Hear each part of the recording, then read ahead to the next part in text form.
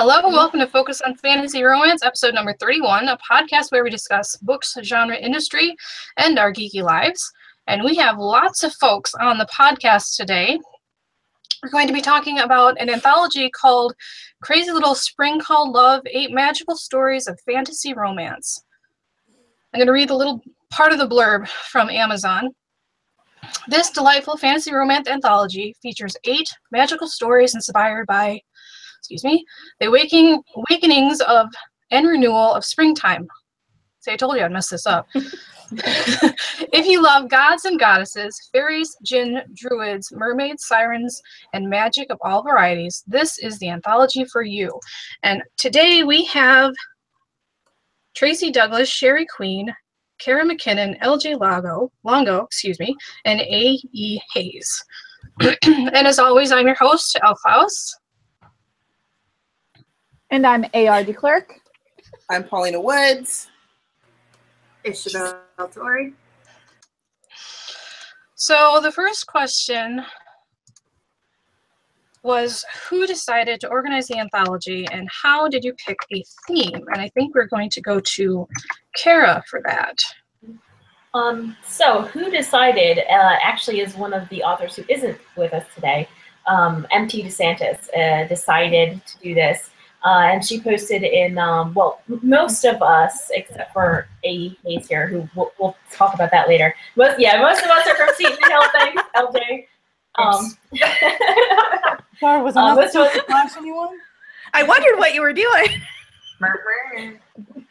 Hey, viewers, guys. So, most of us graduated from Seton Hill University's Writing Popular Fiction MFA program. And M.T. DeSantis posted in the romance Facebook group, hey, does anyone want to do some romance anthologies? And several of us said, yes, that sounds like an amazing idea. So I was the one who came up with the spring awakenings and renewal theme. We knew we wanted to set it in the springtime, but specifically about awakenings and renewal was my idea. So how did we get to fantasy? Because that was the one that really interested me. Oh, I think it was just a matter of what do most people write already? And since a lot of us already wrote paranormal or fantasy, we just went with that. Which is why we're doing something completely different for the summer. I basically jumped on board when I realized I could do mermaids. So yeah. I have a thing with mermaids. Aww. Mermaids are all right. How did you pick the name then to do? Well, pretty much everything in this has been a collaborative experience. So we would post suggest names here, and people would suggest them, and then I threw up a poll with all the suggestions, and Crazy Little Spring Called Love was the winner. I think we're gonna keep the classic music title that we are adapting for ourselves into our next one as well, because looks like right now that it's going to be called Love Across the Universe. So. Okay. Sticking with the song titles. Well, those are very catchy, so that's very clever. So you kind of led into my next question, which was how did you brainstorm your story idea to match the theme? So you alluded to how you found people for the anthology, but for coming up with the story idea, let's start with Tracy. Hi. Hi. Let's see. How did I come up with my story idea? I actually had these characters kind of kicking around. Can you guys hear me? Can you hear me? Oh, okay. Sorry. This is my first time, so I'm a virgin. Yeah, whatever.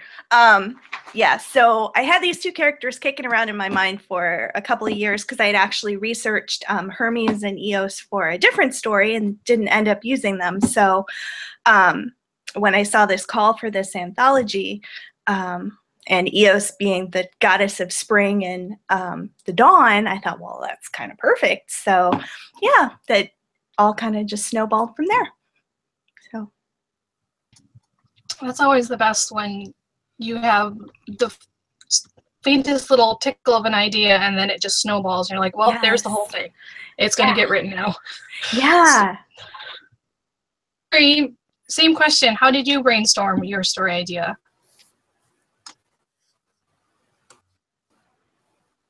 Sherry? Okay, yeah, you're breaking up a little bit there. Oh, I'm sorry. No, that's okay. Pretty much, I was thinking, you know, everybody's talking about spring and relationships, and so I had this sort of matchmaker gone awry type of idea. And for me, spring and fairies just kind of went together, so I came up with, you know, a broken fairy that becomes mended through this whole series of events of finding love. That was pretty much it. What was the name of your story for the anthology? The Girl with a Broken Wing. Okay. And Kara and A are in the same camera here, so why don't you two take the question? Why don't you take it first? And I'll follow. Yeah, we've been best friends since high school, so and we live close enough together that it just made more sense for us to be doing this at the same time. Yeah. No, so since she came in at the very end of the project, I knew from the beginning what the theme was, and I actually tried to write a story about renewal, because I've been trying to write for ages the story about this, like, these two lovers who like broke up and then they got back together much later. And I thought, oh, renewal, but it didn't work out. And it was, I plotted it and I'm like, this is going to be a novella. It's at least 20 to 30,000 words worth of a story here.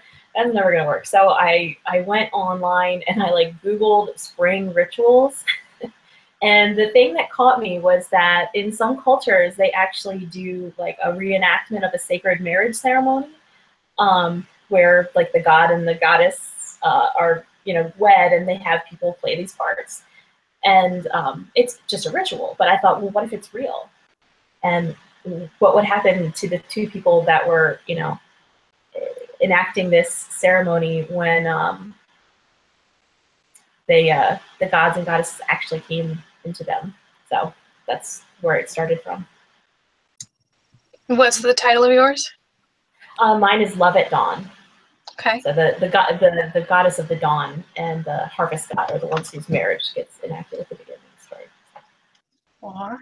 And A? Yeah. So my story is unusual in being that one of the writers, unfortunately, I think became ill, is that what happened, and had to leave the anthology about 3 or 4 days before it was set to be released. And so Kara kind of messages me and she's like, oh, what you doing? And I did not go to Seton Hill with all these fine people, but I did study writing in a master's program at Johns Hopkins University. So I've had experience, published before, so on and so forth. So I said, yeah, you know, sign me up. I can't promise you, like, you know, the Pulitzer Prize winning story of the year here, because I have like 48 hours, but, you know, I'm on board. So I decided to go with what I loved, which was siren folklore. And so I took my story from there and came up with a sort of headstrong young girl, and keep it spoiler free, but this headstrong young girl, and then how she wanted to live her life.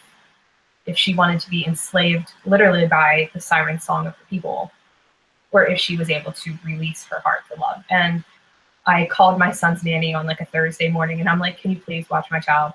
And like just wrote the entire thing, sent it off to Kara. I'm like, please edit this. And we were good. So it was fast, but here we are. So Sometimes the best stories come when they're fast. It's, I don't know, like I've had a lot of ideas that have just like hit me and I had to write it and it was done and I didn't have to edit. And so sometimes those are the best. yeah, I'm happy. So Good. it's been fun. LJ, how did you plot So your story? I kind of had the opposite experience of AE. I was on sort of near the beginning and I had like 3 or 4 different ones. And I kept getting hung up on the theme until eventually I just forgot there was a theme. I just went in all kinds of weird loops about it.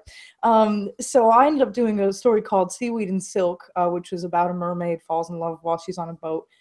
You know, because that's what you do when you're on a boat.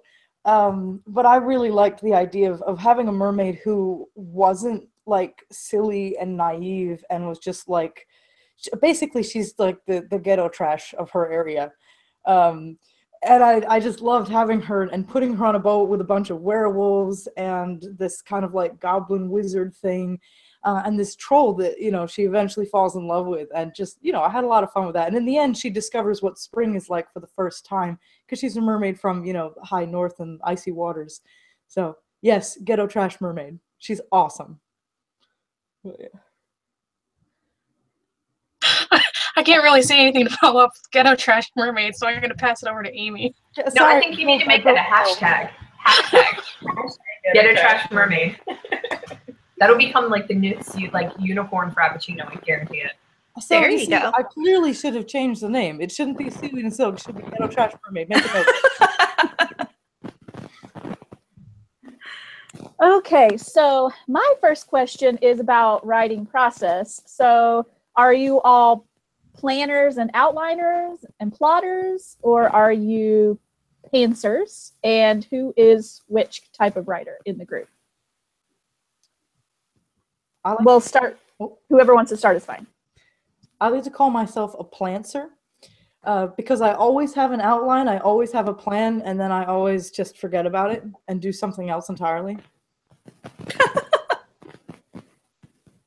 Next. Oh, I'm kind of both, I guess. I'm a plotzer, I guess, if you want to call it that. When I first started writing, I was definitely a pantser, but as I've gotten published and had deadlines and stuff, you have to kind of go towards a little bit of planning at least, and if things veer off, at least you kind of have that roadmap to go on. So I'm a little bit of both. Yeah, I'm pretty much along the lines of what Tracy does. I start out with a concept, an idea, and then building the characters off of that. And yeah, there's I will do like a little bit of a storyboard. And once I'm done with the storyboard, it changes, of course, as you're going along. But it gives me a guidepost, and like, am I hitting certain aspects that I really need to have in the story? But, you know, I'm writing along, then I'm like, well, where'd this thing come from? It's just the characters might, a brand new character might be developing as you're writing. Just, you know, so I'm a little everything. Yep, a mix. I'm a planner, like plan, outline. I know a lot of people write like a discovery draft. My discovery draft is my outline. My outlines are routinely 30 to 50 pages long. So it's not like just a bare bones skeleton of plot beats, but it's like full-fledged, almost scenes. And that lets me figure out the digressions and to have that discovery process of, oh, this new cool thing could happen. And still, when I'm writing the draft, things still surprise me. But for the most part, I stick to the outline because I spend so much time doing it. In general, I have to say that I'm a planner. Usually I like to do my research. I have a good outline. You know, I go through every chapter pretty rigorously. In the case of this, with only having like 48 to 72 hours, this was just totally pants. Like, pants everywhere. Take off your pants. Like, it was just going. But usually I do like to plan because I like to try to make the most cohesive story as possible. But, you know, characters don't always allow for that either. So sometimes I have a story and I'm halfway through it, and a character's like, nope, you're wrong. Veers me down a different path, and then I just have to follow it, and it usually leads to a better story that way. Well, several of you are my sisters from another mister, but you planners are not. You're not my relatives. I'm the opposite. I plot things in my head. I never write anything down, and I rarely know what the end of the story is, aside from obviously romance is happy ever after. But besides that, I don't really know where they're going. And I hear more and more authors tell me that they start out being pantsers and they progress into being plotters because of deadlines and things like that. And I have noticed that if I make sure to think about where I'm going in my story next, and I sit down at my computer and I have an idea of what the next few chapters are going to be, or basic scenes I want, it does go much more quickly. Yeah. So I think that I may eventually progress on into, but it drives me crazy to kind of lose that creative, you know, fluster that comes when you're just writing. That's kind of like free writing. Yeah. The other thing is, my question about the inspiration for your story was kind of answered from before, but the second part of my question comes from personal experience because I just screwed up.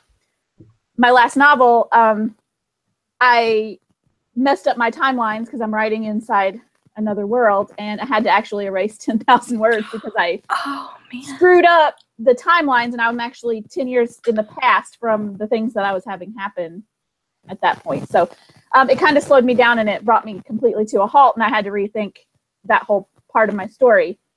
Was there any major issues that you guys encountered when you were working on your anthology stories? Anything that kind of made you stop and, you know, go left or go right or think about what you're going to do next? The word count. Yeah. Yeah. Yeah. Having to keep it short cut out a lot of scenes. Yeah.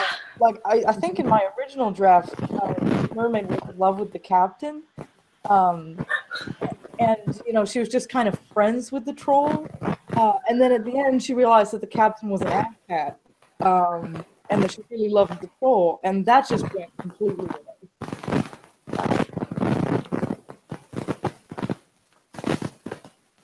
Anybody else have any issues? Oh, yeah, no, I was just going to say it was the same thing for me. This was really my first foray into short story writing because I'm used to writing like full-length novels. So, yeah, it's hard to compact all that story down into such a short little word count. Mine was still, I think, 12K, which was on the higher end of the word count for the anthology. But, yeah, it's hard. It really makes you focus down. And, you know, I still probably want to tweak the ending a little bit more, but you have to like turn it in and get it published. But yeah, it was a good experience, and yeah, so yeah, the word count was definitely a challenge.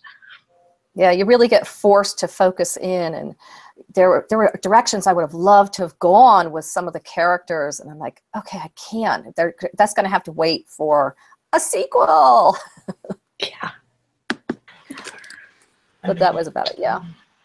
I think for me, I already mentioned that I tried to outline another story first. And by the time I got to about page 12 of my outline, I thought, oh my gosh, this is already longer than I think the story is going to end up being. So I had to throw all that out and start over. So that was probably my big hang up. But actually writing this story went really, really well for me and very easily. I was shocked, and it's only my second or third short story, but I thought mine ended up being right around 10,000 words, which was a perfect length for this. I tried to write another 5,000 word story for another anthology call, and it was just not enough words. Not enough words. Space pirates. Yeah, yes. So now I'm trying. Stop stealing my idea. Sorry. No, it was a call for pirate stories. And so I was going to write space pirates and then use them again for our summer anthology. And now I'm use them for our summer anthology. So, so what would... I think for me, well, besides time being an issue, time surprisingly ended up not being an issue once I had that day clear. So I was pretty good with that. My story ended up being about 8K, which kind of fell nicely within the range, although there were some things that I really wanted to put in. I was like, crap all the time. Crap's the nicest word I can use here. I don't know. To be honest, I'm not really a fantasy or romance writer. I tend to write more sci-fi and lit fic.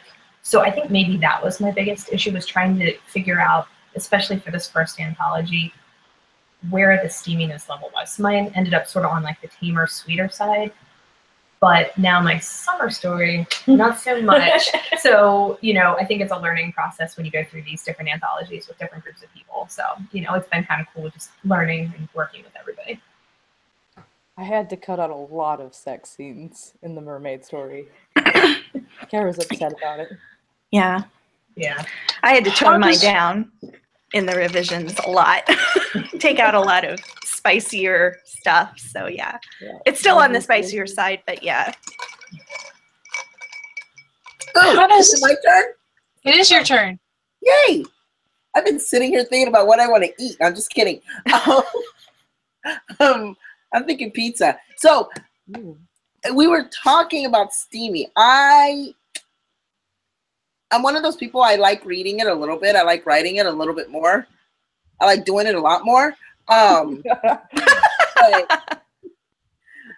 I was just wondering, like, you guys kind of got on this topic, and I'm like, oh, they're going to answer it, and then you guys didn't. Who do you think actually has the dirtiest mind when it comes to? Have you read each other's work, or when you're talking, who has like the mind where you guys are all going really? Did you? I mean, we haven't really. We're all from I think different generations at the place where we all met. I want to claim that title though, and I have a list of like. Why? So you guys go ahead, and I want to rebut. Well, okay, so I mean, yes, we all did go to school at the same school except for Sir A. Hayes here, but but yeah, I mean we haven't seen each other that much in person. Sherry's probably the one I know best out of the other alums, but as far as between the two of us here, it's this one over here. It gets raunchy. Like she's spending the night tonight, and it gets to like 1 o'clock, and like it's like X, like breaking out all the wine and the whiskey. We lived with each other for 2 years, and it was like nonstop. It's hilarious. Those are always the fun times, though. So Those were some fun times. So I'm taking it you guys all write high steam, mid steam. I know no one does closed doors. Those are, well, except for one person here, but. I actually started my writing career writing the blurbs on porn websites to get you to watch the video. Awesome. How old are you? I had to learn how to like add the romance later on. She has amazing jobs. My friends and I had a conversation about anal sex and big saggy balls in the parking lot the other night. Does that count? And we really hadn't been drinking that much, so I don't even know how we got on that subject, but those two don't go well together. No, they don't. I was playing Mario Kart with my roommate the other day, and we devised an entire scene where my character, who was the giant princess, had actually ravished Toad. He didn't have a hole there before. Ah, Wow. Yeah. that sounds violent and yeah. This just proves that you learn something new every day. That's Like, true. literally. That's true. The other two stories that were released around the same time for me when this anthology came out, one was about a werewolf and a fox shifter, who one was a criminal, the other's a detective, so that was violent. And the other one was about a tiger who was into BDSM. So Nice. mermaid story, yeah, it's real fun. So this mermaid story was like super sweet for me. Yeah. It was weird. It's the first one I've been able to like show my mom. I gave it to her Mother's Day. Oh, nice. I'm writing a cozy romance for my mom. She's one of those people, oh my God, they kissed before they got married. Oh no. Yeah, your mom should not read my books. Oh, no. So I'm writing her a cozy romance. Oh, okay. It's so hard. I'm just like, oh. Well, I had to research a bunch of BDSM stuff for the first book that I published in my new trilogy. And so, you get on the internet, you start looking at a bunch of stuff and somehow I got signed up for a bunch of like kinky like porn websites, and I get like newsletters now with like dildos for sale and just all kinds of like leather strap gear. And did they sign you up for the penis enhancement yet? yes, I get those too. Those go in my spam though. Yeah, all the Viagra. I get Viagra and Cialis ads all the time now, and they think I'm a guy. Regularly. Yeah. Yeah, so I had a boss that wouldn't pay me my last paycheck, and somehow he got signed up for a bunch of websites through his work email. Isn't that amazing? I don't know how that happened. Imagine that. Wow. You know what? As romance writers, You are evil. tax write-offs. That's Like, right. I'm sorry, I had to go to this site for research. It's a write-off. Mhm. Never mess with the romance writer. We will fuck you up. Seriously. Literally and figuratively. Exactly. Thank you. People always ask me, "Oh, can I be in your book?" I'm like, "Real? Have you read my books? You really want to be in my You know what will happen. Like, I did put one guy in because I like him. He's really cool. He always asks me, he's like, "I'm not gay, am I?" I'm like, "Are you?" He's like, I love that. I'll be sitting at Starbucks, like working on something, and like a barista will come up or a friend of mine or whomever, and they'll say, "Hey, what are you writing?" And I'll give a little blurb. Oh, can I be in your book? I'm like, do you want to be like the guy who gets slammed by like 90 different other guys? And usually they just kind of walk away. And I'm like, stop asking that question. If I want you in my book, you be in my book. Their faces. And they're like, huh? Like, you were going to do that to me? Well, you know what's weirder? When they're like, yeah. And then you're just like, yeah, you're going to die 3 minutes after you come into my book. Yeah, Yep. exactly. I have a sticker on the back of my laptop that says, if you were in my romance novel, you'd be fucked right now. So... Nice. Nice. A+. Awesome. Yeah, I have to put a little like sticker over it during NaNoWriMo because I have a lot of teenagers that come to my book. But yeah. Nice. Okay, we got to get on to my next one. Hold on, before we all verge into sex debauchery. What is the #1 advice you would give to anyone thinking about doing an anthology, either organizing it, writing in it, whatever? One advice you would tell them. Okay, don't get out while there's still time. I was gonna say Kara can probably answer that one. Yeah, no, I kind of volunteered myself to organize this. It started off where we were all kind of doing it together, and then like I said, MT DeSantis was the one who started it, and she's like, well, could someone want to volunteer to format and do a little editing? Like, okay, I can do that. I have a copy of Vellum. I can make the ebooks. I know how to do trade paperback formatting. And then I also have a micro publishing company, which is the Stars and Stone Books. And I thought, I'll just put it out. I'll just put it out through my publishing company. That way it's all together and I can handle the payments and everything. And it snowballed, and then I ended up making 9 covers and Excellent covers. Excellent. But you always make lots of them. Yeah. They're all good though. That's what Right? that's what I do when I'm procrastinating writing, is make covers. She made a cover for a book on writing, and I'm such like, a good damn. job with all of that. Like, none of us were Yeah. really taking charge until you just kind of like came in as like, hey, I know how to do this. I'm gonna guide you all through it, and then we have, a book. Yeah. Yeah. But it Sometimes is, that's what you Kara, need, though. thank you. it is a lot of work though, and the marketing part, which I do not enjoy. Covers are fun. Marketing, I hate social media. I'm sorry. I hate you, social media. We were just talking about that before we started, the whole social media aspect. We're like, well, obviously when we're rich, because all of us indie writers are totally wealthy, we're just gonna hire people to do our social media, because it is like one of the biggest burdens. Like, I'm trying to put like, oh yeah, okay, we're in this anthology, like on Facebook and Twitter and Instagram and blah, and here's a flyer in Starbucks. And it just feels like that's all I'm doing. Yeah, see, I live at Starbucks. I was like, I'm telling you the truth. But yeah, I mean, that's a lot of work for sure. But I mean, it's worth it if it brings people to the book. So flock toward the book, But yeah, so if you're thinking of being a part of an anthology, then you won't have to worry so much about the editing and formatting and cover stuff side. But you will have to deal with the social media side, and that's an important thing to know, especially, I mean, for any writer these days, but especially in romance, because the romance reading community is online, and they want to connect with the authors. So if you're interested in writing anything, but especially like an anthology like this where you're in with other writers, expect to spend some time online. Yeah. If you're just someone who's interested in writing it, though, it's a really great way to get in with publishing companies, is to go in for their submission calls, get an anthology with other authors. Then the editors, you basically have your foot in the door, and you got there by submitting a short story / novella. So that's pretty cool. Never thought of it that way. Yeah, that's true. Yeah. I have a small question, sort of, kind of, for Sherry. Yes, You ma'am. said that you do a plot board, correct? Yeah, I do. Yeah, storyboard. Storyboard, there it goes. Okay, I've seen authors take pictures of them, and all I see is sticky notes everywhere sometimes. How does that work?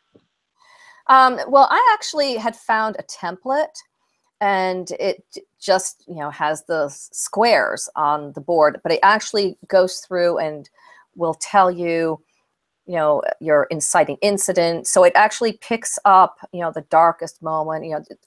You're supposed to fill in those little spots based I guess more of like on the W type of plotting.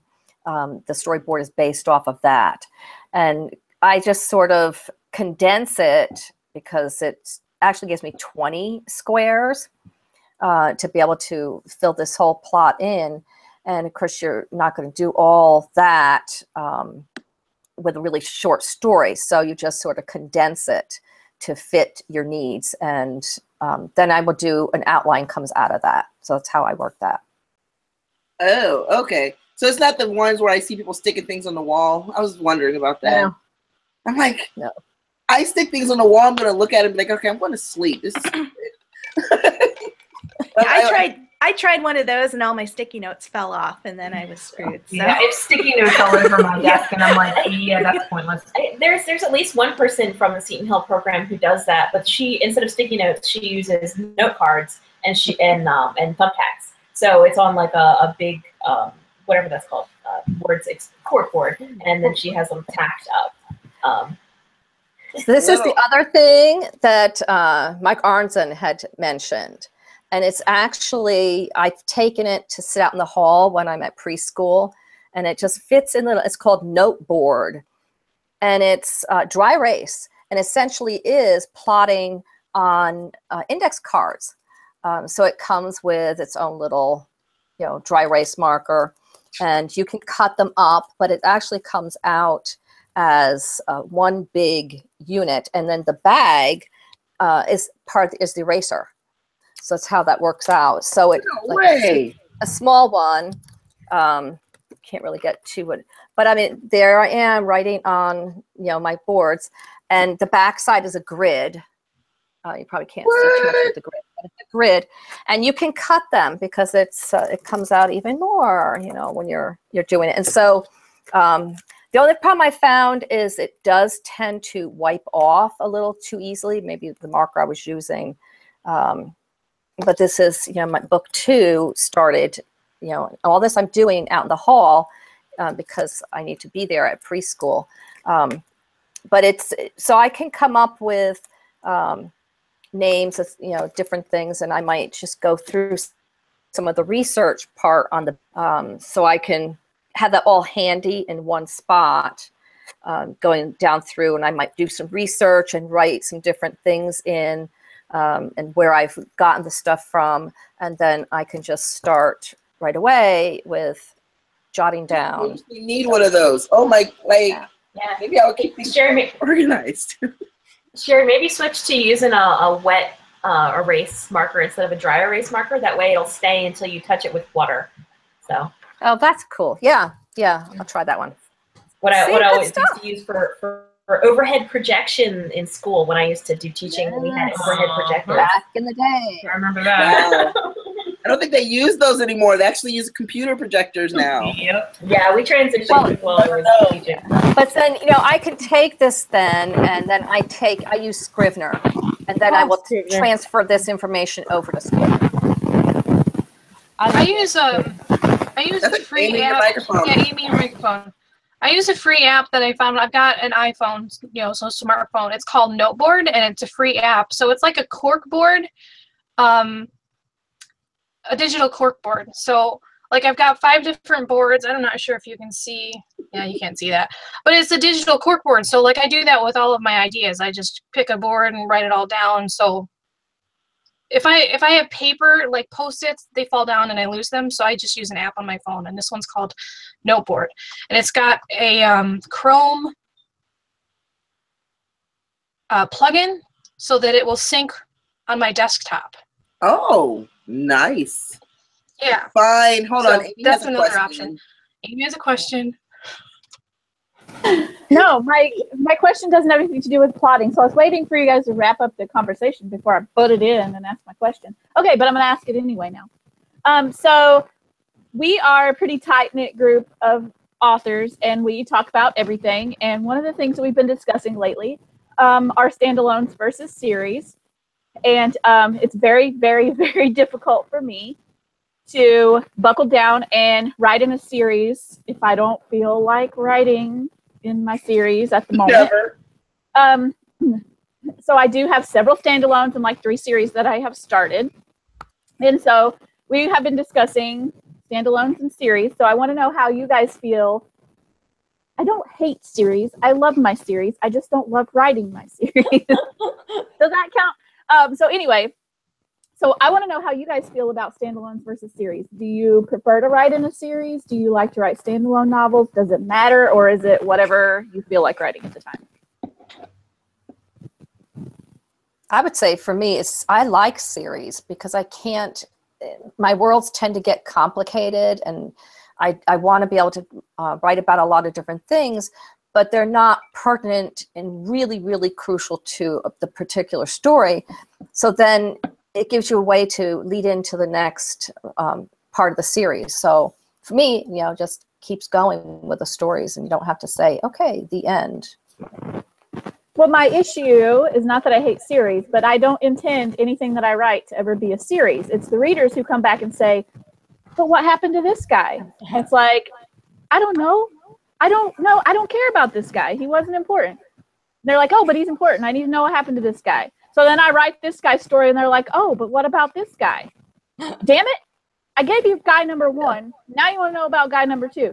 So like I never really intended, there was only 2 that I intended to be series, but now there's 2 more that readers are come back and say, well, we need to know what happened to this guy. So then I'm like, well, I wasn't planning on going back there, but now I sort of have to. So it's not that I hate writing them, it's just I never intended to go any farther, but apparently I need to. You're familiar with Robin McKinley? She has this issue of on her website is X book. She's like, I get the stories as they come to me, and I can't just force a sequel out. Is her book Sunshine, which is her vampire book, which is fantastic, by the way, if you haven't read it. And everyone wants to know, is there going to be a sequel to Sunshine? No, there's not going to be any sequel. So but personally, I tend to think in series. Like, I've never sat down and written something and not had a series potential in the back of my head. And because like I just keep getting all these like characters, I'm like, ooh, what happens to them? And ooh, what happens to them? But I do get tired after a while. Like I'm about to write the 4th book in my fantasy romance series, and I think after that I'm gonna take a break and do something else for a while. It's been fun, but I'm a little tired of that world. I need something else. Yeah, I think that's part of my problem too. Is I also like to jump genres a lot. So like I write fantasy and I write sci-fi and I write punk. So I will say, oh, I feel like writing punk today. But then I'm like, dang, I really should finish that fantasy series. I'll write punk today. But then I don't get back to my fantasy series as quickly as I probably should. So I think that probably also hurts me. And see, I'm sort of along the same lines. Like I said, I think I sort of came in as the anomaly because I'm not really like a fantasy writer. And a lot of fantasy and romance, they tend to go in series. And all the books that I've written or have published or whatever are all standalones. So I am not a go-to for series. I like reading them from other people, but I don't like them when my characters are done. They're done for other people. I may have other like potential ideas in my head, but I feel like if I just keep adding to it, then that just undermines the first thing I did for myself. So considering I mostly do like sci-fi, memoir, creative nonfic, it just doesn't really make sense in my world to do series. But I definitely appreciate and can respect the talents of people who do series because that takes a hell of a lot of planning. So go series people, but I'm not one of y'all. Yeah, series are really big in romance, especially right now. And all the publishers, if you pitch anything, publishers, agents, editors, they want anything that has series potential. They're really big on that because I think their thinking behind it is the readers get invested in not only the characters, but in the world that you create, and they want more of it. So if you can get them invested in that first book, then hopefully they'll continue buying the rest of the series and continue reading. So yeah, I all of my books are in series except for the short story. So yeah, I've got 2 more series proposals out to publishers right now. So hopefully I'll hear back on those pretty soon too. So Yay for series. yay. Everything I have is standalone, except I just got my first series accepted, and it's the one with the BDSM tiger. So he's got a bunch of wolves hanging around that, you know, are also going to have stories about them. So same world. There you go. There's your first one. My mermaid stories in though, so I can't. There you I have go. all the worlds together too. All right, ladies, we have some people who have family nights to head back to. So is there, before we do our sign off, where can we find you guys? Each one sound off. Like, you'll post your links also in the note, like the Show notes of the show. Thank you. But let's go ahead and give the readers, where can we find you? Start with Tracy. Oh, Amazon, Goodreads. My all my links are on my website, which is tracydouglas.net. Tracy with an I and Douglas with 2 S's. So, And Sherry? Yeah, on sherryqueen.com, and it's Amazon, iBooks, Nook, and that's that's pretty much it. Let's do Kara and AE. Okay. For me, I've got karamckinnon.com. That's all my personal writing. Also, everyone from the anthology has a author page on the Stars and Stone Books website. So if you go to starsandstonebooks.com and click on our authors, everyone on this chat from the anthology is there, and get links to all their social media, their websites, and all that stuff. So one-stop shopping. And Goodreads. And yes, Goodreads. Which sort of sums it up. I mean, my website, aehayes.com, pretty much has all my links, but I'm on Facebook, Twitter, Right. You'll find me. I'm not hard to miss. It's supposed to be the shiny hair. So you'll find me. I'm around.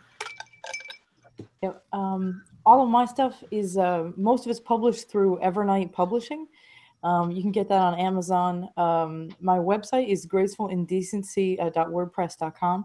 I have a lot of short stories that I either haven't been able to come up with a whole novel for yet, or they're just too weird to publish. So those are there for anyone who wants some free read. Yeah, there's some weird stuff. Don't laugh at me. Never too weird. But yeah, that's gracefullindecency.wordpress.com. Okay. Well, thank you for joining us. I hope you had fun. I know that I was laughing my balls off. So thank you. Thank you for joining us. If you like the podcast, please like, comment, and share. This has been episode number 31. Good night.